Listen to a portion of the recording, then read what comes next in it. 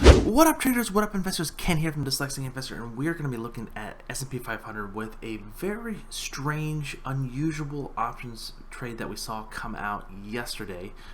So this was something that we looked at yesterday, and I was just kind of scratching my head about it.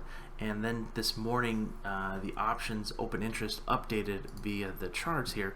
So what we're looking at is someone placing a large bet, about $5.3 million on 10,000 contracts for the December 16th of the year 2022. Okay, so that's 861 days from today. That options contract is all the way out there. Buying the 16 delta, is this a strange thing? I think so, without a doubt. Again, someone placing a bet so far out there with this amount of volume seems very strange to me. Unless they're super bullish, or they're potentially thinking that this is they're basically selling this here to collect a little bit of premium to see how that plays out. Again, just very interesting to see how that kind of plays out. So we're looking again here to break down the trade, then we'll jump to the chart here. Again, we've seen that options activity here with the open interest updating this morning. We'll maybe see some more volume coming in today. Again, we're still a couple hours before the market opens. That being said, they bought this for $5.33, so $533, but they bought 10,000 of them. Of course, that equals to $5.33 million. Again, the potential probability of profit is 21%. The max profit is infinite. Of course, the max loss is what you paid for it. But this is a super strange play, without a doubt. Again, this is the furthest option you can get on the S&P 500. So if you scroll, this is the 16th of December of the year 2022 is the options that you cannot go any further from this. So this is pretty large move, without a doubt. Pretty strange move, without a doubt, because you can see here there is activity in this area, but there isn't that significant around these levels. So these could be potential just hedges. This could be selling calls, could be just collecting a little bit of premium. But the premium so far out, this doesn't really make too much sense in my brain, unless the hedge funds, which I know they have an IQ of 200, some of them do, but it just seems strange why you'd be selling calls all the way this far in advance, unless you think that something could happen. Again, we have non-farm payroll today. We'll see how that works out.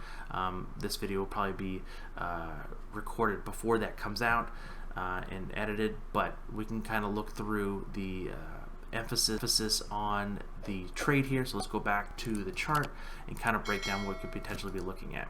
Because a lot of people are saying, oh, the Fed's keeping us up, that it's a backstop where we're all going to get crushed once the Fed stops printing money, and that inflation, you see gold and silver going through the roof. And I do pay attention to that stuff, but I don't let it get too much into my head, because it just gets too much negative thoughts, and I just try to be somewhat unemotional, unattached to it, and just try to look at the charts and help me understand on the way I trade.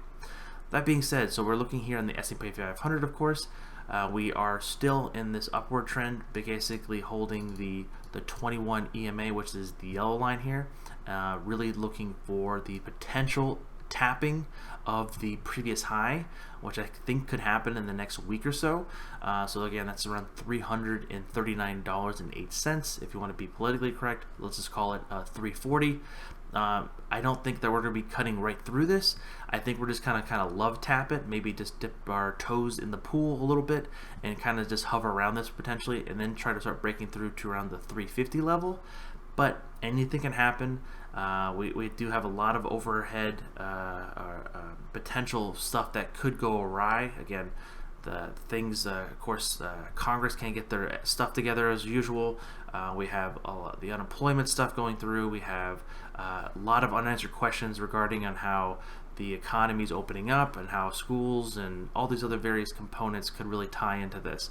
But the market right now does not really care about this, and it's really just printing higher here between the 5 and 8 exponential moving average to the short term, and again to the 21 here, basically downside support to 324.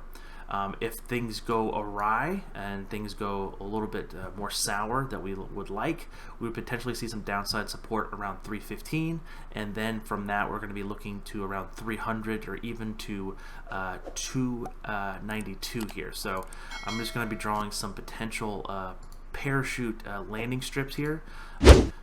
Alright, so we're going to edit the properties on this rectangle here. Basically, this is like, whoa, that's a crazy boatload move, because we can kind of look here on the options chain. Again, this is that trade is just, I just wanted to point that out. That's a crazy, really far out trade with a large amount of money. And the next box we're going to draw here is going to be around this one. This is going to be like, we're going to call this the yellow one. Basically, like, we're going to do like the traffic zone kind of thing. Basically, we're going to do, why didn't it change yellow? Yellow, please. Thank you. And this is potentially, this was what we could see. I'm sorry, I'm doing terrible today. My brain is not awake. We're just going to make this one basically like a greenish. So this is somewhat okay to happen, to come down to the 50-day. If things really want to get correction. This would be somewhat normal. Then this is, the further down you go, the more severe it's going to get, of course.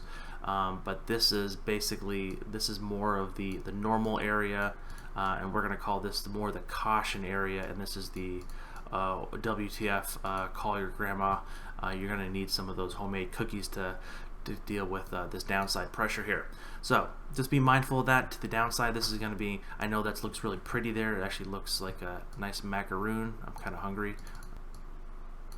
Alright, so it looks like a beautiful macaroon here. It looks delicious. Don't want to come down to this level unless you're short. Again, these lines doesn't mean it's going to have to happen. These are just your downward support. Because again, we're near all-time highs, and we look at the Qs. Once we hit all-time highs with the Qs, we did really just kind of tap it about for 3 or 4 days. We kind of bursted through it with a lot of momentum, but then guess what? We came back down. So this is kind of the play on usually when the larger indexes want to make an all-time high. It normally can burst through it for a day or two, but then it comes right back down because people are like, oh, well, we overshot it because, again, trying to have the whole world's economy try to be like, hey, don't forget, guys, people don't read the memo of like, hey, guess what? 339 is the all-time high in S&P 500. People just are so tied down. We can see this again, kind of a potentially tapping it or cutting through it by a little bit and then coming back down.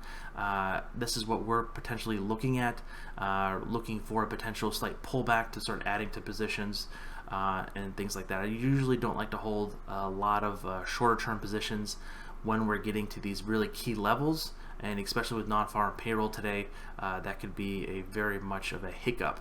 So we're going to go ahead and stop the recording here and then wait for non-farm payroll and see how that plays out from there.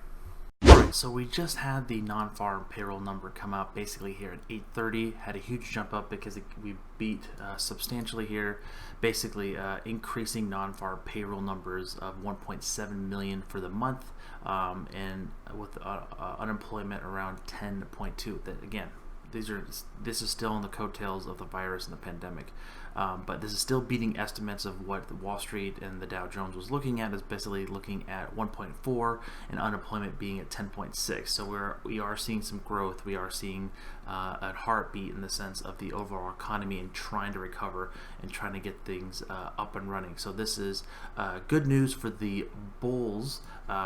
We are seeing again that spike up here at this is the S&P 500 futures here. We had that huge spike up basically from 3331 up to 3345, but now we're kind of coming off here a little bit. This is usually the fading trade. That being said, since this data is out of the way, this kind of puts a potential damper on a potential movement steeply to the downside. We'll see on how this overall affects the open market once the bell rings, basically in about 50 minutes from now. So we'll check back in when that goes live. Alright, what up traders here? We're basically a little bit after lunchtime again. We are seeing the S&Ps up just a hair, basically a 0.0% here. Some of the news being taken very well. We're still on our way heading towards the all-time high. again, just being super cautious out there. It's being a Friday. Don't want to hold anything short term over the weekend, so I might lighten up some positions here and looking for potentially adding some more positions. Looks like ZM just hit a trigger for me there. Okay, fantastic. Looking for, again, potentially this run to potentially touch sometime next week, and then having those zones to see on how, if it does come in some selling pressure, basically looking for the green zone to be the go-to correction area. If we do hit this kind of hard and kind of bounce off of it, just be mindful again, be safe out there. Hopefully to see everyone on the live stream on Sunday. Again, guys, thank you so much for watching. This is Ken from the Dyslexic Investor, and I'll catch you guys on the flip side. Peace.